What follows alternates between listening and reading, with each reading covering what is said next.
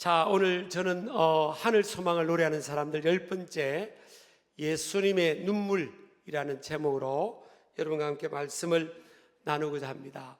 오늘 함께 읽었던 누가복음 19장 41절 이하에 보면 참 특이한 상황이 나옵니다. 우리 예수님께서 눈물을 흘리신 장면이 나옵니다. 예루살렘 성을 보시고 눈물을 흘리시다, 우셨다, 그렇게 나와 있어요. 근데 우셨다는 이 내용이 헬라어로 에클라우센이라는 단어인데 소리 내어 울었다, 소리 내어 울다. 예수님께서 예루살렘 성을 보시면서 소리를 내어서 통곡하며 우신 거예요. 왜 예수님이 우셨을까? 이제 무지 때문입니다. 첫 번째는 하나님의 아들이신 자신이 그토록 기다리고 대망했던 이스라엘 백성들, 예루살렘 성에 있는 또 사람들이 기다리던 메시아인 것을 예루살렘 사람들이 모르고 있는 거예요. 그토록 그들이 기다렸어요. 하나님, 우리에게 메시아를, 구원자를 보내주십시오 하고 오랫동안 기다렸던 메시아가 우리 하나님 아들 예수님이 그들 가운데 오셨지만 전혀 모르고 있다는 사실이에요. 또 두 번째는 그들의 불신앙과 죄와 불순종으로 인해서 미래에 예루살렘과 이스라엘 민족에게 닥칠 심판과 고난을 그들이 알지 못하는 것 때문에 예수님은 안타까운 눈물을 흘리셨습니다. 42절에 보면 이르시되 너도 오늘 평화에 관한 일을 알았더라면 좋을 뻔하였거니와 지금 내 눈에 숨겨졌도다. 그렇게 고백합니다. 그들의 눈이 어두워져서 하나님과 원수되었던 이들을 하나님과 회복시키고 평화롭게 하고 화목시키는 역할로 구세주로 메시아로 온 것을 이들이 알지를 못한 거예요. 눈이 어두워져서 알지를 못했다는 거죠. 또 43절에 보면 날이 이를지라 내 원수들이 토둔을 쌓고 너를 둘러 사면으로 가두고 또 너와 및 그 가운데 있는 내 자식들을 땅에 메어치며 돌 하나도 돌 위에 남기지 아니하리니 이는 내가 보살핌 받는 날을 알지 못함을 인함이니라 하시니라. 그러니까 이스라엘 민족 예루살렘에 큰 환란이 찾아온다는 거죠. 그래서 심지어는 자녀들도 땅에 메어치고 성벽이 돌 하나도 남지 않고 다 무너지고 심지어는 성전도 다 무너지며 성에 있는 모든 것들을 빼앗기는 그런 날이 오는데 그 원인이 뭐예요? 하나님께서 보내신 메시아의 오심을 받아들이지 않고 보살핌 받는 날을 알지 못했다, 그런 겁니다. 여러분, 우리가 잘 아시는 것처럼 이 예루살렘 사람들은요 예수님을 핍박하죠. 그 십자가에 못 박으라고 그렇게 외치댔습니다. 심지어는 하나님의 아들 예수님이 그들의 죄를 십자가에 담당하고 고난받는 중에도 조롱했습니다. 조롱했어요. 그리고 빌라도 총독 앞에 외쳤어요. 십자가에 못 박으라, 못 박으라. 그때 빌라도 총독이 나는 아무리 이 사람을 뒤져봐도 죄가 없다, 무지한 사람인데 나는 무지한 사람을 위해서 내가 어떻게 죽이는데 내주냐 했더니 우리와 자녀가 책임을 지겠다고, 그들의 피해값을 대신 감당하겠다고, 우리와 우리 자손에게 그 피를 돌릴지어다, 그렇게 고백합니다. 그리고 이제 빌라도 총독이 물에 손을 씻으면서 상징적으로 나는 죄가 없다고 이렇게 손을 씻고 예수님을 내어주잖아요. 여러분, 이런 일이 있고 나서 AD 70년 예수님이 십자가에 고난받으신 후에 한 37년 이후에 로마의 티투스 장군을 중심으로 예루살렘을 침공을 하죠. 그래서 수년 동안 포위를 당합니다. 그리고 결국은 AD 70년에 예루살렘 성벽이 무너지고 함락이 됩니다. 그리고 망해버려요. 그때 사망자가 약 100만 명이 됐다고 그러고 포로로는 약 9만 명쯤 됐고 성전은 다 붕괴됐다고 그럽니다. 역사학자 요세푸스의 기록에 그렇게 나와 있습니다.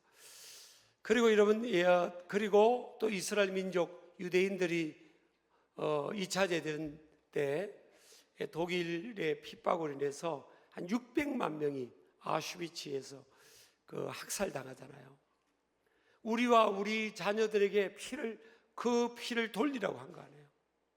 그러면서 하나님의 아들 메시아를 받아들이지 않고 믿지 않고 대적하고 그리고 입으로 교만한 말을 했던 그 대가가 바로 그들의 삶에 그런 환난과 고통을 임한 거죠. 예수님은 과거, 현재, 미래, 영혼을 보시는 하나님의 아들이시기 때문에 그 상황을 주님이 보셨을 때 이스라엘 백성들, 예루살렘에 있는 그 성에 있는 사람들을 보면서 울지 않을 수가 없었던 겁니다. 그래서 소린이어서 우리 주님이 우셨다고 볼 수 있습니다. 그러면 왜 여러분 하나님의 아들 메시아, 그들이 그토록 기다렸던 메시아를 이 예루살렘 사람들, 이스라엘 백성들은 받아들이지 않았을까? 또 믿지도 않았을까? 이유가 뭐냐는 거예요. 이 구원의 영역의 문제입니다. 첫 번째는 구원의 영역에 관한 기대차입니다. 이스라엘 백성들이, 하나님 백성들이 이 기다렸던 이 메시아를 기다렸잖아요. 구원자를 기다렸어요. 기다림의 목적은 뭔가 하면 우리가 지금 외세의 침입을 받고 좀 약소국가로 고통을 당하고 있으니까 메시아가 출현해서 우리를 큰 로마 대제국으로부터 우리를 구원해주고 정치적으로 해방을 시켜줄 그런 이 구원자, 그런 지도자를 구한 거예요. 여러분, 심지어는 예수님의 제자들도 예수님을 따라다니면서 예수님께서 예루살렘에 입성을 해서 정권을 잡으면 자기들도 한 자리씩 할 수 있을 거로 생각했죠. 그때 예수님을 따르던 12대자 요셉과 그 요한과 야고보의 그 어머니가 있었죠. 루살레몬이라고. 그 어머니가 예수님께 몰래 찾아와서 뭐라고 했는가 하면 예수님이 정권을 잡으면 우리 한 아들은 오른쪽에, 한 아들은 왼쪽에 꼭 있게 해달라고. 그러니까 뭐 예전으로 말하면 영의정, 좌의정, 우의정 좀 되게 해달라고 한 거예요. 그랬을 때 다른 제자들이 그 사실을 알고 굉장히 화가 났다고 했어요. 그때부터 치맛바람이 시작된 거예요. 아마 왜 제자들이 화를 냈겠어요? 아마 그랬을 거예요. 우리 엄마는 지금 뭐 하고 있냐고 지금. 그리고 왜 요한과 야고보는 이렇게 반칙하고 불공정하냐고. 공정하게 우리가 기회를 가져야 되는데 말이야. 이러면서 아마 화를 냈겠죠. 심지어는 제자들도 그랬던 거예요. 예수님을 보니까 죽은 사람도 살리죠. 많은 아픈 사람도 고치죠. 보리떡 5개, 물고기 2마리, 한 사람의 점심 도시락을 가지고 수만 명을 먹이고 12광주리 남기죠. 무화과나무로 하여금 말을 하니까 무화과나무가 저주를 받아서 다 말라버리죠. 대단한 또 물 위에 걷죠. 어마어마한 그런 표적을 보니까 예수님이 진짜 능력 있는 우리의 메시아다. 그러면서 제자들도 따르고 수많은 사람들이 예수님을 따랐잖아요. 그런데 십자가를 지시고 십자가를 지시기 직전에 예수님의 설교가 바뀌는 거예요. 예루살렘으로 점점 가까이 가면서 그전에는 배고픈 사람을 먹이고 고치고 치유하고 어둠의 영을 쫓아내고 그 사람들에게 환호를 받고 열광을 받던 그런 입장에서 이제는 예루살렘의 입장 가까워져서 십자가 질 때가 가까우니까 죽음을 말하고요, 십자가 고난을 말하는 거예요. 그러니까 사람들이, 예수님을 따르던 사람들이 많이 예수님을 떠나가는 거예요. 많이 떠나가요. 그때 우리 예수님께서 제자들에게 그렇게 말합니다. 너희도 가려느냐. 그때 베드로가 영생의 말씀이 계심에 우리가 어디로 가오리까 그럽니다. 그러니까 우리 예수님이 이 땅에 오신 목적은 뭐 한 나라의 군주가 되기 오신 게 아니에요. 예루살렘의 정권을 뒤집고 그 왕이 되려 오신 게 아니라고요. 그들을 정치적으로 로마로부터 해방시키기 오신 분이 아니에요. 예수님은 그보다 더 높은 차원, 아담과 하와 이후로 인생은 하나님을 등지고 살잖아요. 그게 죄 아닙니까? 죄. 불신앙, 불순종, 그게 죄잖아요. 하나님을 등지고 살고 영적으로 하면 하나님과 원수가 되어서 결국은 영혼을 음부와 지옥에서, 불구덩에서 영혼을 하나님의 진노 가운데 죄로 인해서 저주의 권세 아래 살아가는, 갈 수밖에 없는 그 인생을 구원하기 위해서 하나님은 하나님의 아들 예수님을 구원자로, 메시아로 보내신 거예요. 이런 많은 사람들이 예수님이 십자가에서 힘없는 것처럼 십자가에 매달려서 고난을 당하실 때 많은 사람들이 그 밑에서 어떻게 부르짖습니까? 또 오른쪽 왼쪽에 있는 강도들도 어떻게 부르짖습니까?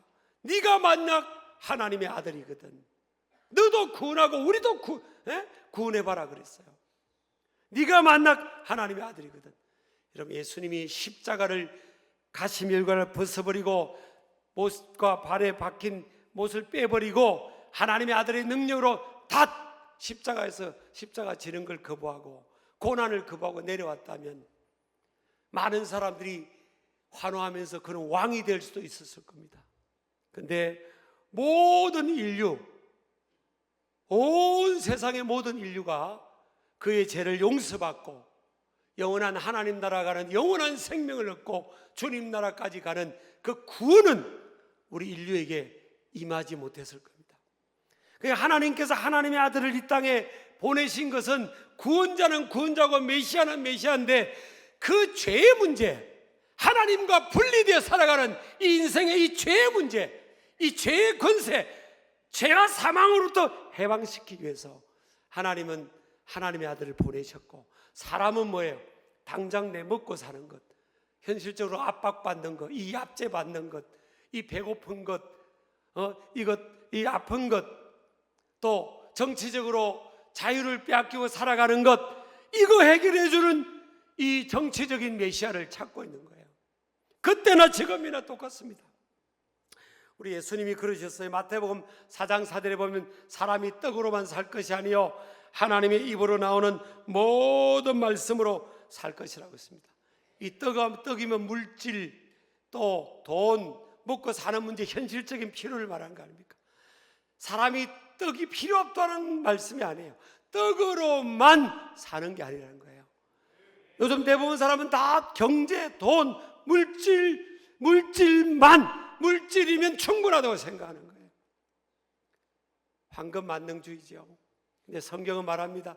하나님의 입으로 나오는 모든 말씀으로 사는 거다. 사람은 영적 존재이기 때문에 하나님께서 영적으로 채워져야 되고, 이 영혼은 죽지 않고 영원한 하나님 나라까지 가야 그것이 가장 큰 축복이고, 하나님과 분리되었던, 이 죄로 인해서 분리됐던 우리 인생들이 하나님의 아들이 이 죄 문제를 짊어지고 대신 십자가에서 고난, 죄의 대가를 지불함으로 고난당하심으로 인해서 이 죄의 문제가 해결되는, 그래서 하나님과 우리가 다시 관계가 회복이 되고 화목해지고 화평해지고 평화를 누리는 이것이 구원인 거예요.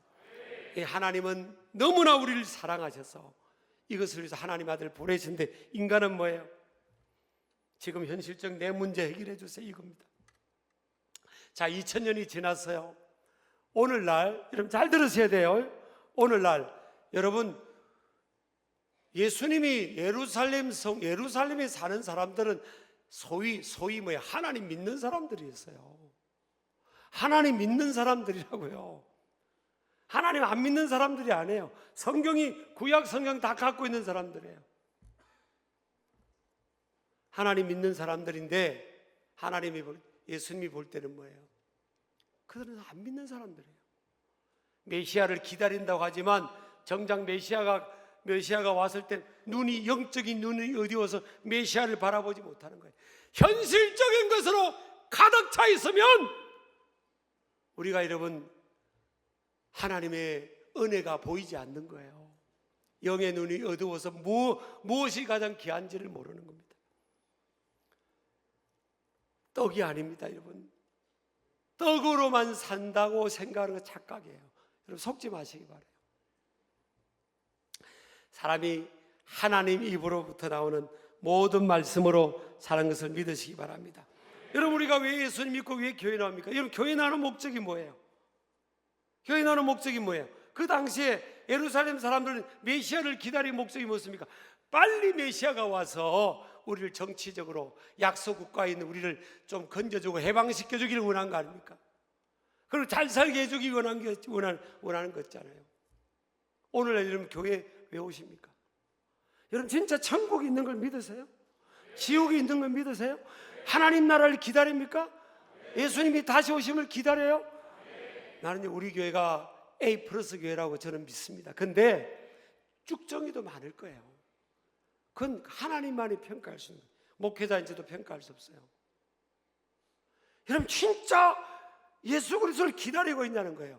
진짜 메시아, 나를 영원한 하나님 나라까지 이끌어줄 영원한 생명을 내게 보장해 줄. 교회 오니까 설교 말씀도 은혜가 되고 위로도 되고, 교회 오면 뭐 하나님 뭐 팍팍 밀어주겠지. 그렇죠, 하나님 밀어주죠. 저도 엄마 아빠 없이 살았는데 신앙 가져보니까 밀어주시더라고요. 그러니까 여러분 앞에 제가 건강하게 밝게 서 있는 거 아니에요. 이 세상에는 얼마나 이리 때가 많은데 안 그랬으면 하나님 안 도와줬으면 나 다 뜯겨먹었어요. 그냥 뜯어먹혔을 거예요, 사실은. 내 인생 끝나고 보겠을 때 몰라요. 하나님이 도와주시죠. 나는 그걸 믿는 목사입니다. 그러나 그것 때문에 우리가 예수님을 믿고 하나님 믿는 게 아니에요. 여러분, 천국과 지옥이 있어요. 우리 인생은요, 사람은 밥만 먹고 사는 존재가 아니에요. 사람은 영적 존재입니다. 다른 짐승은 밥만 먹여도 되지만 다른 짐승은 말씀이 없어도 돼요. 근데 우리 인생은 하나님이 영혼을 만들어줬기 때문에 이 영혼이 하나님 말씀으로 채워져야 사는 존재예요. 하나님 앞에 나와 말씀을 먹어야 되는 거예요. 그래야 우리는 인간이 만족하고 살 수 있는 존재라고. 또 하나는요, 그들이 기다렸던 메시아의 모습이 예수라는 분이 처음에는 저분이 메시아가 아닌가? 그렇게 생각했어요. 근데 조사를 해보니까 아니야. 왜냐하면 태어난 것부터는 마구간에서 태어났고요. 그들이 자란 곳이, 예수님이 자란 곳이 나사렛이었고, 과거의 직업을 조사해 봤더니 목수였어요. 지금은 목수라는 직업이 돈도 잘 벌고 괜찮잖아요. 근데 과거에는 3D 업종이 뭔가 하면 목수, 목동, 목사.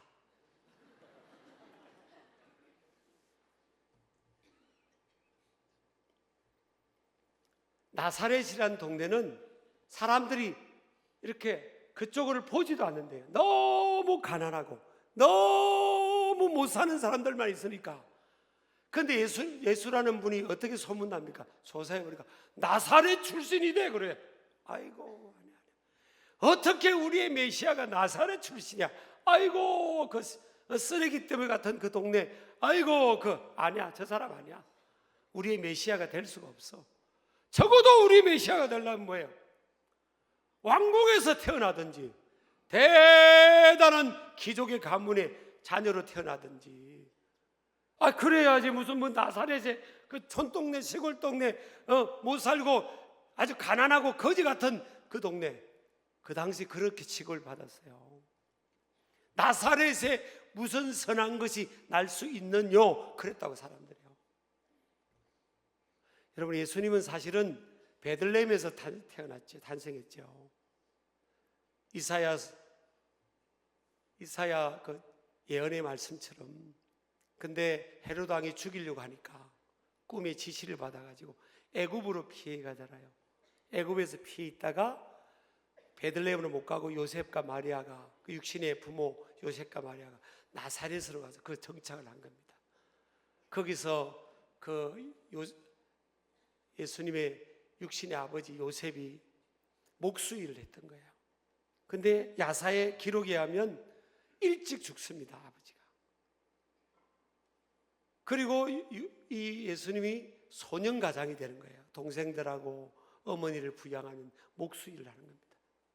목수일이라는 직업을 갖죠. 나사렛 출신이지. 아무 이 가문의 족보도 없는 그 인생이 어떻게 메시아가 되냐고 다 무시해버리죠. 여러분, 저와 여러분, 우리 예수님이 우리의 메시아 구세주인 줄 믿잖아요. 왜 하나님께서 하나님의 아들 구원자를, 메시아를 그 마국간에 태어나게 하시고 사람들이 다 무시하는 나사렛에 하나님의 아들이 그래도 이 땅 낮은 곳까지 오셨으니까 그래도 좀 왕족이나 귀족 집안에 태어나서 대우라도 좀 받게 하시면 될 텐데, 아니 어떻게 하나님은 그 나사렛 동네에서 하나님 아들이 태어나게 하고, 요셉과 마리아가 얼마나 가난하면 난지 8일째 정결례식을 할 때 여러분 보면 비둘기 한 쌍을 헌금으로 드립니다. 물론 그 당시에 가장 밑바닥 최하층민들이 하나님께 예물을 드릴 때 비둘기 한 쌍을 드렸어요. 10분의 1, 양의 10분의 1 가격. 그렇게 그 가난하고 밑바닥 환경에 있는 거기서 출현한 우리 예수님을 예루살렘 사람들은 메시아로 보질 않는 거예요. 적어도 우리 메시아가 되려면, 우리가 메시아 되려면 대단한 집안, 뭐 왕자가 되든 대단한 집안에 들어가든 대단한 공부를 하든 포지션을 가져야 되는데 전혀 아니잖아요. 여러분, 이걸 통해 우리가 배울 도전받는 것은요, 하나님의 생각하고 인간의 생각하고 다릅니다. 이사야서 55장 8절 9절 보면 이는 내 생각이 너의 생각과 다르며 내 길은 너의 길과 다름이니라 그랬어요. 9절에 보면요, 이는 하늘이 땅보다 높음 같이 내 길은 너희의 길보다 높으며 내 생각은 너희의 생각보다 높음이니라. 하나님의 생각과 우리 생각이 다른 거예요. 우리의 생각은요, 높은 곳을 향하고 있어요. 어떻게 하면 높아질까? 어떻게 하면 남보다 높아질까? 어떻게 하면 남보다 많은 걸 가질까? 이게 우리 인간의 관심이에요. 하나님의 관심은 낮은 곳을 향하고 있습니다. 이런 물은 위에서부터 밑으로 흐릅니다. 은혜는 하나님께 위에서부터 밑으로 흐르는 거예요. 여러분, 우리가 높은 곳에 서야만 하나님 앞에 쓰임 받는 게 아니에요. 착각하면 안 됩니다. 하나님은 하나님의 아들이 제일 밑바닥에 마국간에 탄생하시고 그 밑바닥 동네에서 자라게 하시고 그 어려운 험한 직업을 갖게 하시고 그런 경험을 통해 모든 인생들 다 품게 하시는 거예요. 우리가 여러분 하나님 앞에 쓰임 받으려면 우리가 어떤 위치에 있든지 간에 우리의 마음은 낮은 곳을 향해야 돼요. 제가 이제 아까 우리 장로님도 한다가 교단장이 되면 잘 감당하고 기도해 주셔서 너무 감사하더라고요. 기도가 필요하니까. 근데 하나님은요, 제가 지금까지 쭉 살아오면서 보면 조금만 고개를 쳐들면 하나님 날립니다. 여러분, 우리가 적어도 나의 구세주, 나의 도움이 될 사람은 저 높은 곳에 있어야 되고, 내가 높은 곳에 있어야 내가 사람들에게 할 말이 있을 것 같고, 천만의 말씀이에요. 여러분, 대단히 높은 곳에 있는 사람이 그 인생을 살면서 수많은 사람을 주님께 인도합니까? 꼭 그런 공식은 아니에요. 우리가 여러분 착각하면 안 됩니다. 사람은 외모를 보지만 하나님은 중심을 본다고 했어요. 여러분, 심지어는 사무엘 선지자조차도 외모를 봤어요. 그 다윗의 형을 보는 순간 진짜 왕으로 생각을 했어요. 근데 하나님 뭐라고 합니까? 나는 그를 버렸다 그랬어요. I disrobed you. I disrobed him. 나는 그를 버렸다 그랬어요. 근데 막내 다윗이 오는데 부모도 몰랐고 사무엘 선지자도 몰랐어요. 근데 하나님이 사무엘 선지자가 뭐라고 고백합니까? 나는 사람은 외모를 보거니와 나 여호와는 중심을 보느니라. 하나님은 중심을 본대요. 여러분, 우리가 물론 어떤 포지션이 갈수록 소셜 리프트가 높아지고 또 소유지수가 높아지고 이러면 좋죠. 근데 여러분, 하나님은 그것 보고 우리를 사랑하는 게 아니에요. 하나님은 우리 중심이 하나님을 사랑하고 하나님을 의지하는 다윗은 아무것도 내세울 것도 없었지만 그 들판에서 하나님을 바라보고 전심으로 하나님을 예배하고 하나님을 사랑했잖아요. 하나님은 그걸 보시는 거예요. 여러분, 믿으시기 바랍니다. 그래서 여러분, 다른 사람과 비교할 필요 없고요, 가진 것 때문에 우울할 필요도 없고 우울의식을 가질 필요도 없고 또 결핍 때문에 열등의식을 가질 필요도 없어요. 하나님께서 나를 어떻게 보느냐는 게 중요한 거지. 그렇지 않습니까, 여러분? 그래서 하나님은 다 걷어내세요. 컨디션을, 백그라운드 다 우리 조건을 걷어내세요. 그냥 내 중심만 보시는 거예요. 네가 나 사랑하냐? 네가 나 의지하냐? 제가 예를 들어 교단장이 되고 뭐 어떤 그거 보고 이 목사야, 너 드디어 교단장이 됐구나. 이 목사야, 너 한국교회 지도자가 드디어 됐구나. 기특하다. 땡. 하나님 그런 거 안 보세요. 그런 그 일에서 섬기는 일을 하라고 그 일을 준 거지, 하나님은 어떤 포지션이 아니에요. 있는 곳에서 내가 하나님을 의지하고 겸손히 섬기고 낮은 자리에 섬기고, 그걸 하나님이 보시는, 그럴 때 하나님의 은혜가 함께 주는 거예요, 사실은. 믿으시기 바랍니다. 그래서 여러분, 오늘 저는 어떤 때는 교회를 비판하고 목회자를 비판하고 또 교회 다니는 사람을 부정적으로 보는 사람들을 만날 수 있잖아요, 사회에서. 그럼 나는 그럽니다. 그런 청년들도 있거든요. 목회자를 보고 믿지 마라고 합니다. 2000년 전에 예수님이 메시아가 되셔서 예루살렘 입성할 때 다 안 믿었어요. 오히려 이방인이었던 동방 박사들이 믿은 거예요. 안 믿었다니까요. 목회자 보지 마라. 교회 다니는 사람 보지 마라고 합니다. 신앙의 대상은 누구냐? 예수 그리스도다. 여러분, 예수님을 보라는 게, 예수님이 어떤 분인지, 너를 위해 울어주시는 예수님이시다. 제가 7가지를 정립했습니다. 첫 번째, 우리 읽겠습니다. 시작. 예수님은 참되고 영원한 평화를 주시는 겁니다. 하나님과의 막힌담을 하시고요, 제 문제를 해결하시고. 그래서 진짜 평화는 어디에 있냐? 예수님 안에 있습니다. 여러분, 예수 밖에 있는 이 세상을 보세요. 그리스도 밖에 있는 세상을 보세요. 날마다 전쟁이 있고요, 날마다 전쟁이 없는 때가 없습니다. 진정한 평화는 예수 그리스도 안에 있어요.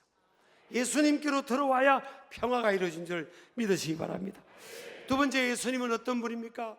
나를 위해 울어주는 분이에요. 여러분, 이 세상에 진정으로 내가 고통받고 내가 울고 있을 때 누가 나를 위해 울겠습니까? 누가 날마다 나를 위해 울어주겠어요? 예수님밖에 없어요. 예수님은 나를 보면서 울고 소리내어 우신다 그랬어요. 그래서 여러분, 우리 신앙의 대상이신 예수님을 바라보기를 축복합니다. 그리고 예수님은 과거, 현재, 미래, 영혼의 시간의 주인 되십니다. 우리는 미래를 몰라요. 그래서 어디로 갈지를 모릅니다. 그래서 우리는 누구의 인도를 받아야 되는가 하면 과거, 현재, 미래, 영혼을 아시는 우리 예수님의 인도를 받아야 됩니다. 나를 위해 울어주고 내 편이 되어주시는 그 예수님의 인도를 받는 거예요. 그게 가장 안전한 신앙생활입니다. 저도 목회하면서 제가 머리 굴리지 않아요.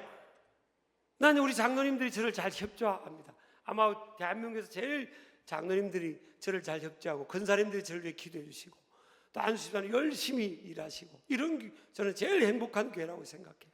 그런데 저는요 항상 기도하려고 합니다. 어떤 일을 정할 때도 또 기도해보고 넣는 것 같아도 또 기도해보고 또 기도해봅니다. 또 기도해보고 주님이 원하시면 벅찬 일이라도 원하시면 아멘. 그럼 제가 돌아보니까 목회적으로 보니까 내가 벅찬 일이라도 주님께서 하라고 방향을 잡아준 일은요 다 결과가 좋아요 사실은. 근데 이건 당연히 되겠지 아이성처럼 하면요 안 됩니다. 참 그래서 우리는 하나님의 인도를 받아야 됩니다. 안테나를 하나님께 세워놓고 하나님 인도를 받아야 되는데 제가 목회하다 보면 기도 요청을 많이 하잖아요. 목회자의 기도 요청한 거는 하셔야 됩니다. 근데 대부분 보면 뭘 결정하기 전에 요청하지 않아요. 결정을 다 해놨고 비즈니스를 하든 뭘 하는데 일이 안 된다든지 어렵다든지 힘든다든지 그때 뭘 수습해달라는 기도해달라는 거예요. 여러분 좀 늦는 것 같아도요 어떤 문제를 정하면 주님의 인도를 받으세요. 응답을 받으시라고요. 기도하고 또 기도하고 또 말씀 보고 예배하면서 하나님 말씀을 들으면서 점검하고 그래서 확신을 갖고 다 인도를 받으시기를 축복합니다. 그러면 여러분 낭패당하지 않습니다. 또 여러분 네 번째는요 예수님은 유일한 구원자입니다. 메시아예요. 우리를 영원한 하나님 나라로 인도하는 구원자는 예수밖에 없어요. 요한복음 14장 6절에 보면 내가 곧 길이요 진리요 생명이니 나로 말미암지 않고는 아버지께로 올 자가 없느니라. 여러분요 주님 앞에 우리가 언젠가 죽으면 영원히 심판대 앞에 설 거 아니에요. 저를 보세요. 심판대 앞에 서는데 이제 하나님 물으실 겁니다. 너 천국에 왜 들어와야 된다고 생각하니? 제가요 천국에 세상에 살면서 좋은 일도 많이 하고 착한 일도 많이 하고요 교회도 열심히 다녔고요 그러니까 천국 갈 자격이 있는 것 같아요. 그럼 땡이요 땡. 그 자기 공로로 천국 가겠다는 거 아니에요. 같이 해봅시다. 시작. 땡. 근데 하나님이 심판돼서 주님이 묻습니다. 너 어떻게 천국 올 수 있다고 생각하냐? 주님 저는 부족하고 내세울 것 없는 죄인인데 나를 위해서 하나님의 아들 예수님이 나를 위해 십자가에서 생명을 바쳐주시고 피와 물을 쏟아서 그 공로로 내 죄가 다 용서받았기 때문에 나는 천국을 갈 수 있고 반드시 가야만 되고 갈 자격이 있습니다. 그랬을 때 뭘 고백을 하면 뭐예요? 딩동댕. 해볼까요? 시작. 딩동댕.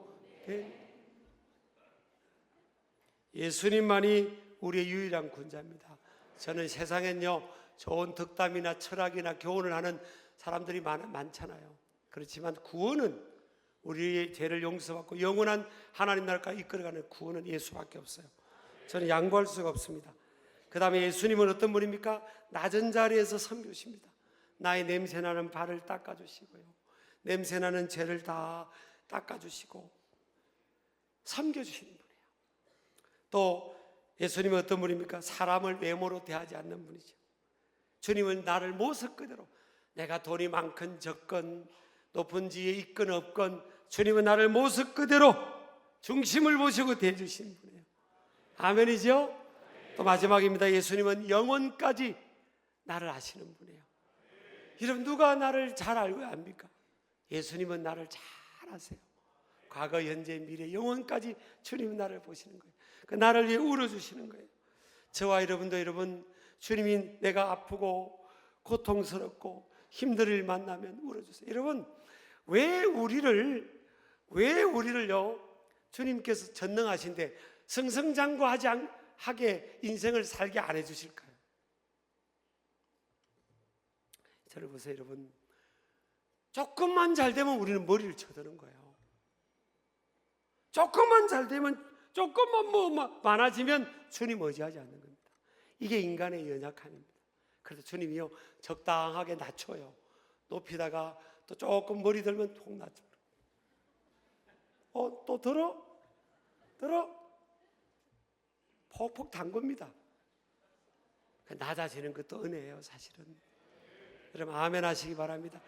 그게 이런 뭐가 되든 인생에 하나님이 다 깨닫게 하시는. 그래서 낮아질 때 여러분 어떻게 생각이 드는가 하면 주님께서 나를 부르시는구나.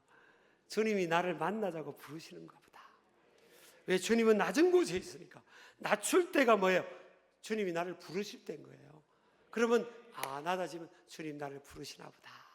주님 나 주님 앞에 나갈게요. 나를 위해 울어주신 주님 품에 안길게요. 그 마음으로 또 뭐예요? 내가 예수님의 눈물을 대신해서 힘든 사람을 위해 울어줄게요. 그런 마음으로 나아가기를 주의 이름으로 축복합니다. 자, 이 시간 다 일어나셨어요. 들은 말씀을 생각하면서 이 찬양으로 우리의 신앙을 고백하기를 원합니다.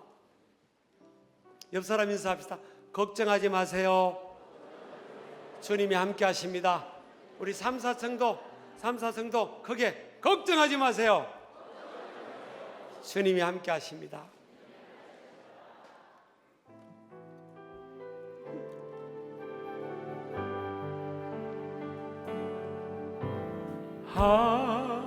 하나님의 사랑 주님의 눈물 온 세상 임하여 잃어버린 영혼 찾아 오신 주님 지금도 우리를 사랑해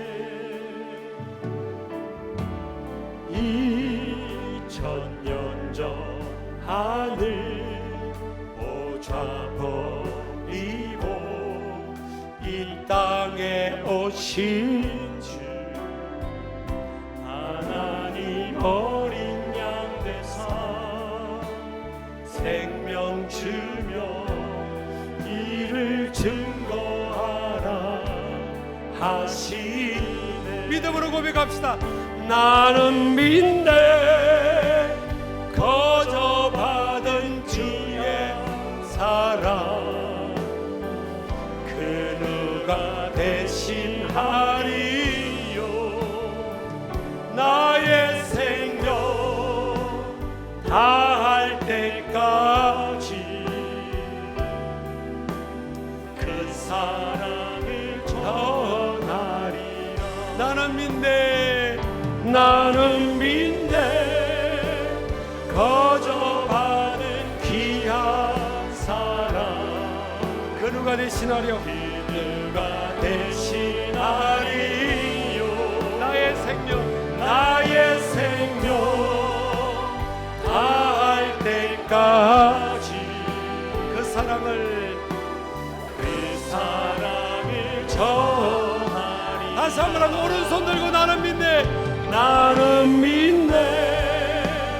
거저 받은 귀한 사랑 그 누가 대신하리요